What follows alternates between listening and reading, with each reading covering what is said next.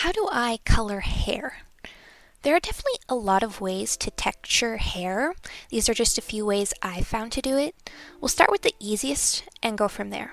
Once you know the shape of your hair, we'll use black for that, and picking your base color, I advise using a brush that automatically makes a point when you make a stroke, like the basic 5 size brush. The simplest way to make it less flat looking, it helps to know where your light is coming from and simply highlighting where that is as well as for the shadow.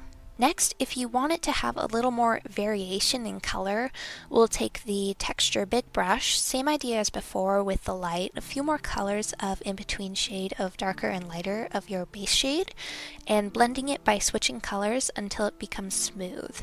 This is especially nice if you don't really want to worry about the specifics of the hair and just a general texture.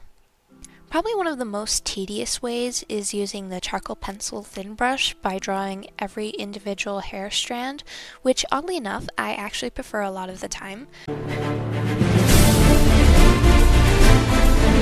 I find it easier to control it than a hair textured brush. It's also good for if you need to draw the same hair over and over again. Speaking of hair-shaped brushes, we'll take the texture hairbrush for this one.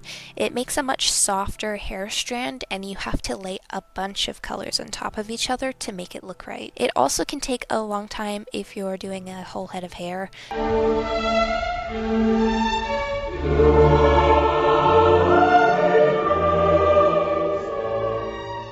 I tend to lay this one over the outline and coloring the edge with that color to outline the hairpiece again. And finally, the one I've been messing with the most lately, let's take the first one we drew and we're just going to blur those out. It's better to have this on a separate layer than the base so it doesn't go see-through because you only want to have that happen to the different color layer. Adding another layer above that, doing the same thing, and then putting a layer in between to make a sandwich.